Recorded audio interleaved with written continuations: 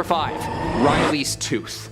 8-year-old Riley Gracely of Pennsylvania discovered something very, very old recently. Okay, come on, we know where this is going. It's a tooth, okay? He found a tooth, a very old tooth. Prehistoric tooth, and a prehistoric discovery to say the least, and that just happened last month in August. But he's no stranger to spotting fossilized teeth, of course, as the family makes it an annual getaway to get out, get some fresh air, and try and dig up the find of a century. The long-extinct Carcharodontless angustidens, however, a megatooth brother species of shark who swam next to the infamous Meg species. During their visit to Myrtle Beach, South Carolina, Riley and his parents were excavating and fossil hunting at a very well-preserved, well-known fossil excursion near Somerville when the boys stumbled upon this perfectly preserved 5-inch extinct shark tooth. Dad had this to say: "We vacation in Myrtle Beach every summer, so from the time that Riley and his brother Colin could walk, we've been into searching for these treasures on the beach. Riley's collection is still in its early stages, so he's keeping it for now, but who knows, in time, it would be nice for others to enjoy it too." Aw, that's cool. The tooth was identified by the matching of cusps on each side of the tooth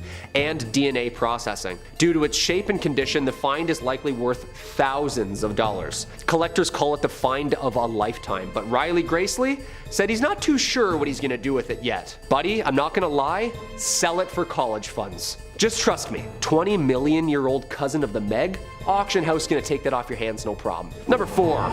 Royal teeth.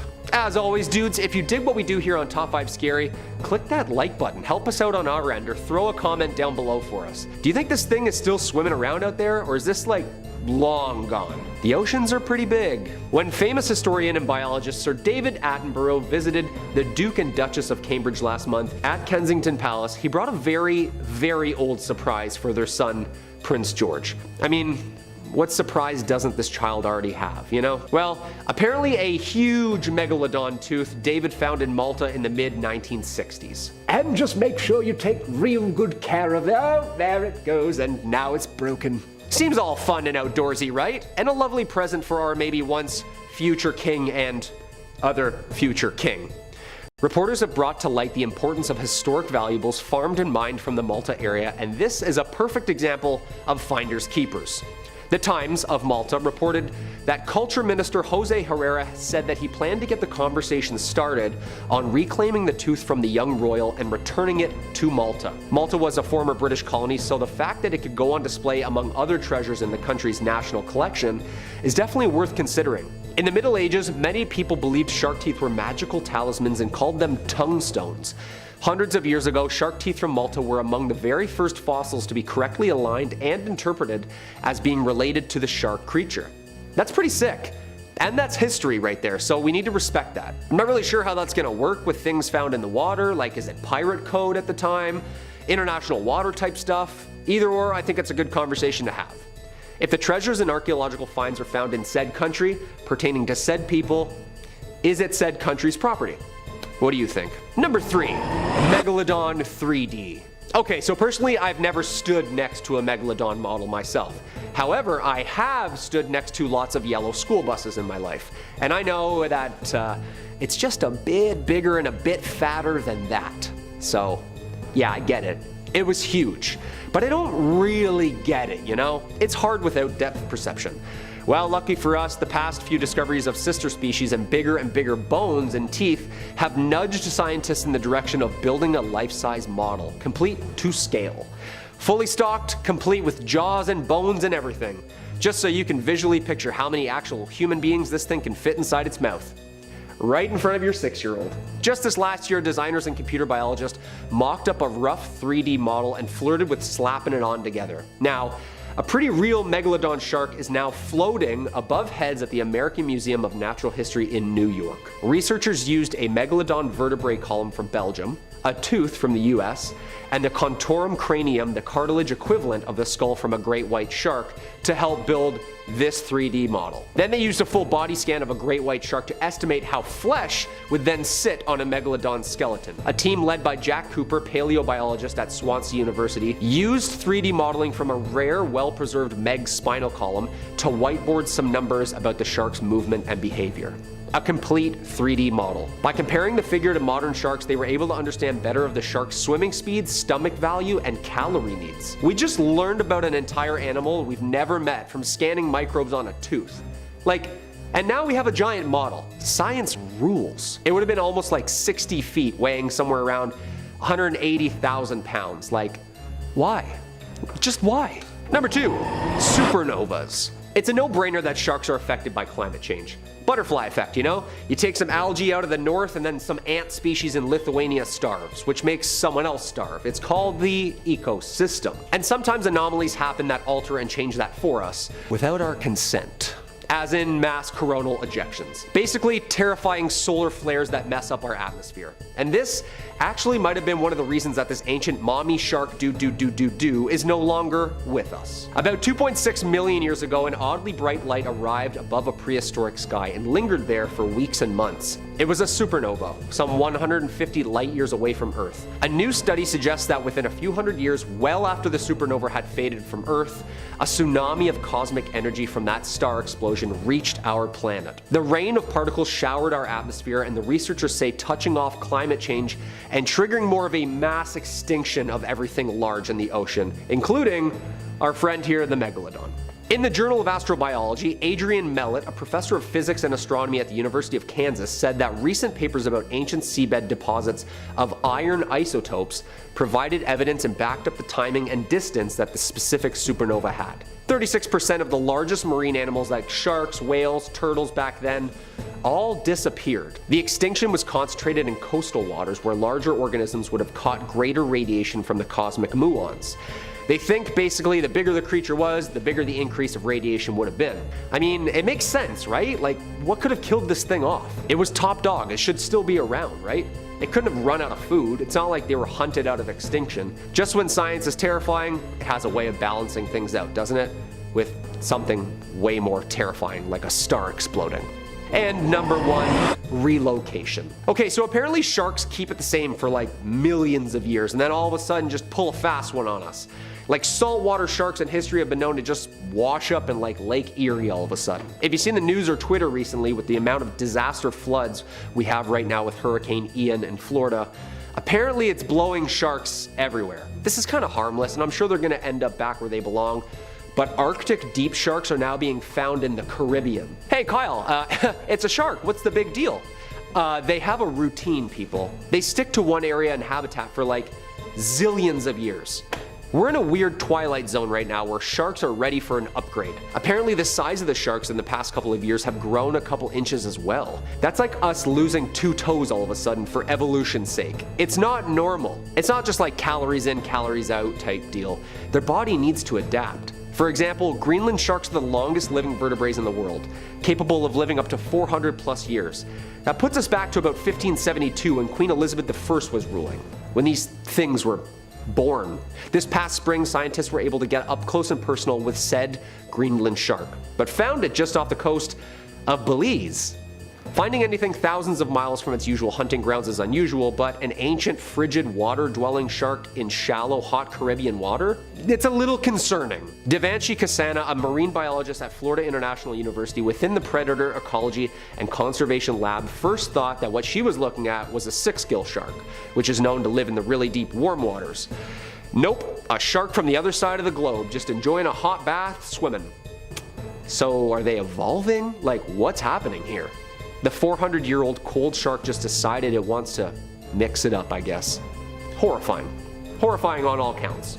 Number 5. Huge teeth. Without a bit of fossilized evidence, we may never have had any proof of the Megalodon at all, unless you count the 2018 Jason Statham movie, but thankfully this ferocious sea monster was leaving a lot of its teeth behind. Megalodon even translates loosely to big tooth, give you a sense of how important those things were.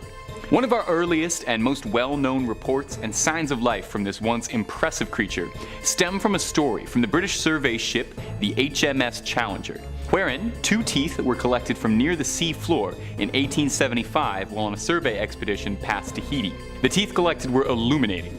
A single megalodon tooth measures anywhere from 5 to 7 inches long. Compare that with an average great white shark tooth, which measures a little bit under 3 inches, and you start to understand where some of our fascination with the Megalodon stems from. Interestingly enough though, efforts to carbon date the teeth reveal that they were dated about 10,000 to 25,000 years ago, instead of the estimates from scientists saying the Megalodon went extinct 2.6 million years ago. Now, could this be the paper trail suggesting the Megalodon is still swimming around somewhere out there? It's difficult to properly study Megalodon fossils, as the only parts of them that fossilize are their teeth and a bit of their vertebrae. Keep note of that for the rest of the video, as the rest of them are made of mostly cartilage, like most sharks. However, their teeth are found fairly commonly, with Florida being one of the best hunting spots if you're ever looking to take home some Megalodon teeth as a souvenir, maybe make into a really sweet necklace. It's actually even the official state fossil of North Carolina. And if you're learning now that the states have fossils, you are not alone, because I did not know that every state had a fossil. Bit of a tangent, but you really should look the list up because they are not equal even a little bit. Colorado has the Stegosaurus as their official fossil, and then Connecticut has footprints as their fossil. Totally unrelated, but it just seems completely unfair. Now, while I've got you here listening to me yammering on about fossils, if you've been liking these videos, why not hammer the old like button? Helps us out a lot and costs you nothing but a little bit of finger stress. Number 4, fish finder. Now, even though there is a great deal of evidence that the Meg is long since extinct and hasn't swam through our waters in a long time, that really has not stopped us from trying to find it. Scientists like tying up loose ends, and I know if there was even a possibility of a giant shark swimming around out there, I would like to put a pin in that. Worst case scenario, you never find the thing, and oh no, you get to take a bunch of beautiful tours of the ocean with all your scientist buddies. Best case scenario, you find proof of a once thought extinct legendary species and get heralded as a pioneer in your field, so really, it's a win-win to keep hunting for it. Earlier this month, the Atlantic Shark Institute thought that they got closer than anybody else. A routine survey operation was disturbed when on the fish finder, a scan showing what looked to be a 50-foot-long titan of a shark appeared on the radar. The team thought they had finally found it for real. And I mean, can you blame them? The image that showed up on their scanner looks like the last thing you would see in a shark horror movie. The researchers, presumably frozen in fear, analyzed the scan until it started to move after 15 minutes. But before they could start writing any of their wills, their fears were put to rest when it turned out the shape was actually just a school of mackerel pulling a pretty good Atlantic prank. The team said that although the Megalodon is recorded as having gone extinct 3 million years ago, that for a few minutes they themselves were confused and thought maybe it had returned. I think it definitely says something if even the brightest scientific shark experts can be scared into thinking the Meg is real just by seeing a particularly convincing shadow while out on the water.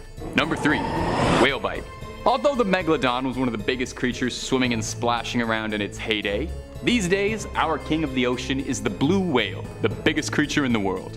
Weighing as much as 10 elephants, a whale is a bit more than any shark could chew. In 2021, the carcass of a blue whale washed up on a Cape Town beach in South Africa. Locals were stumped because the whale in question happened to be missing almost half of it from a gigantic bite. Like a gigantic bite. Naturally, speculation ran wild. I mean, what could have possibly caused a bite of that caliber outside the very serious and strong scientific possibility of Godzilla munching around looking for a late night snack? Wouldn't happen to be another school of mackerel all working in tandem, would it? Or could it be our favorite elusive cryptid rearing his head, the Megalodon? Scientists and researchers were scrambling trying to find answers as to what could have caused this. The bite marks were massive, and it was unclear just from initial studies what the attacking creature was. It was covered in lacerations and bite marks all the way down to its tail. The real question though is why only half the whale got eaten? Eyes bigger than your stomach, old Megalodon, my friend? If I was a gigantic shark and I was going after a whale, the least I would do is finish all of it. Couldn't finish your whale and wasted all that good blubber. There's starving sharks who don't have any blubber to eat at all. Try and be more considerate, please. Number 2, Mega Nursery. Though the Megalodon might be renowned for its gargantuan size and prowess as a prehistoric apex predator, even terrifying mega sharks have to start somewhere small, right? Somewhere to get your little flippers and chompers some practice before setting your sights in the big open waters and big prey. Well, it's not quite an aquatic preschool, but it's the next best thing. Researchers from the University of Florida uncovered what they believe to be the world's first Megalodon Nursery, located in Panama. The researchers found a shallow stretch of the Gatun Formation, in which over 400 Megalodon teeth fossils were collected. Most interestingly enough, though, was that the teeth in question were all greatly undersized compared to their usual finds on record, indicating that these were most likely fossils from young Megalodons trying out their training teeth and seeing how well they could bite. Mama Megalodons would go here to have their babies, and from there, the baby Megs could swim to their heart's content, picking off easy prey and getting some serious on-the-job experience before joining the workforce as a terror of the seas. It's a lot of fun actually trying to imagine a baby Megalodon. Would it be cute? I feel like it would be cute. Baby anythings are pretty cute. I mean, a baby version of a 60-foot shark might still be a little bit terrifying. Who's to say it's not just like the size of a regular shark? Should probably be careful talking about baby sharks so much, because the last thing I would want is for any of us to have to spend the rest of this video with a children's nursery rhyme stuck in our head, so we should probably press on. Number 1. Now, as I mentioned before, all the way back in point number 5, if you can remember, it's difficult to get down any research and hard data on Megalodon fossils, as they were mostly made up of cartilage, you know, the stuff like your ears and nose, so they didn't leave behind a lot of bones for us to pick through. And there's a reason you don't see that many shark skeletons in museums. Now, what they do leave behind is their teeth, which are found pretty regularly, and in some very rare cases, their vertebrae. One of the best and most preserved Megalodon fossils actually happens to be these vertebrae, which are currently chilling in the Royal Belgian Institute of Natural Sciences Conservatories located in Brussels. That's a bit of a tongue twister.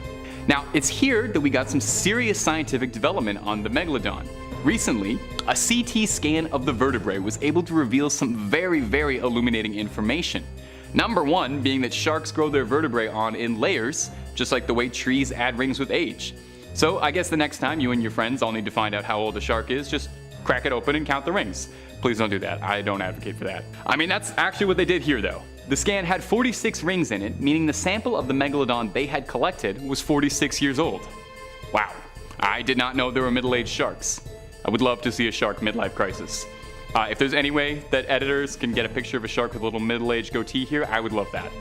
The most concerning part is that 46 is middle age for the Megalodon, with scientists theorizing that the Megalodon could have lived for up to 100 years or more. With that age in mind, the team could use the data to determine just how large their sample specimen was, multiplying the age by a growth rate, concluding that their young Meg was 9.2 meters long, and the largest Megalodons on record being up to 15 meters long. Absolutely terrifying. The research showed that baby Megalodons would be up to 2 meters long, meaning they would be the size of a basketball player while they were still in their sharky diapers. There's the answer to the question I was asking before. I guess I didn't really want to know. Number 5, new species? So apparently there's a new genus and species that's been found. I love it when they make announcements like this, but only with dinosaurs, you know what I mean? It also makes things way more scary, doesn't it? Scientists have discovered the remains of a mysterious truck-sized shark which swam the coastlines of the Atlantic and Pacific Oceans around 20 million years ago. That's not a great white or a Meg. The newly discovered species is a close relative of the Megalodon we're used to seeing, and the ancient ancestor of today's great white sharks. Perfect. A hybrid shark.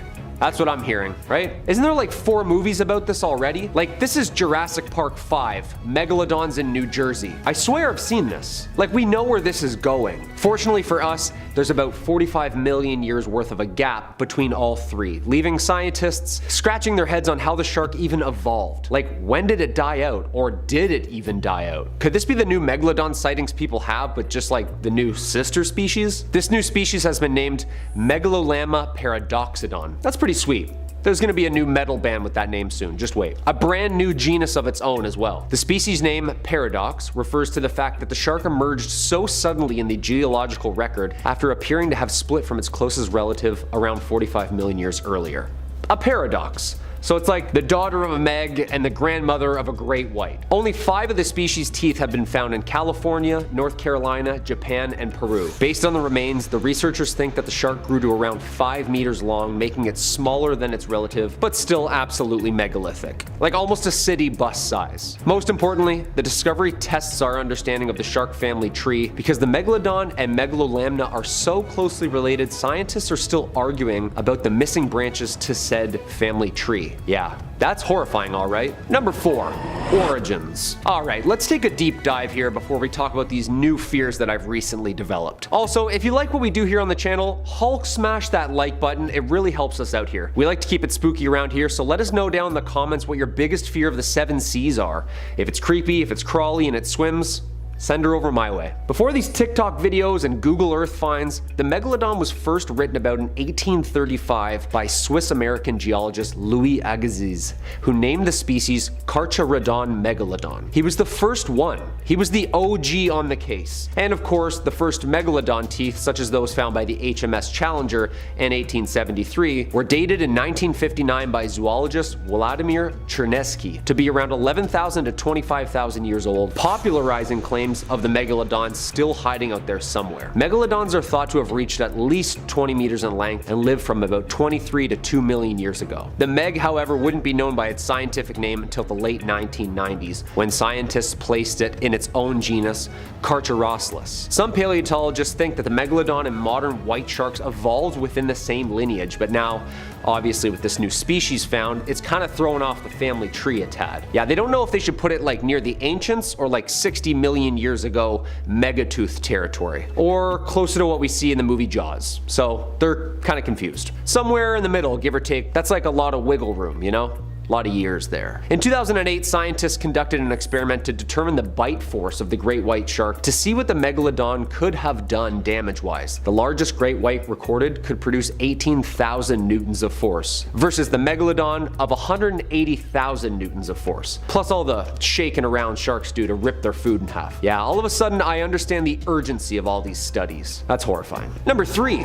new teeth. Okay, so I thought these things were just like hung up on a wall in a museum somewhere. Nope, they're finding these things like every day. Jonathan Valentine found his first Megalodon tooth after just like 10 minutes of one of his most recent dives. The fossil hunter has found several huge fresh teeth from the extinct Megalodon in North Carolina last month. Jonathan Valentine, who runs the Digging Science website, said in a recent video that his haul included a tooth that was 7 inches long and another that was 6 inches. Dude, that's the size of like your whole hand, and like one tooth. One in a mouth of hundreds. That's a big set of jaws. Megalodon tooth finds usually measure between 3 and 5 inches, but our boy here got lucky with these 2 big tooths. According to the Florida Museum of Natural History, on his North Carolina trip, Valentine explored coastlines that form bays and canals that used to be deep water ocean floors millions of years ago. Huge Megalodon teeth can be found in these embayments. Florida is typically where he would explore to find Megalodon teeth and Ice Age fossils, but these 2 giant gems were apparently laying in what was a shallow nursery during the Miocene period, where big female megalodons would come in and have their babies and then ship back out to sea. Those babies would have a variety of different foods to eat, and they wouldn't have to worry about other deep water predators being so close to shore. They'd be able to just chill out, grow humongous,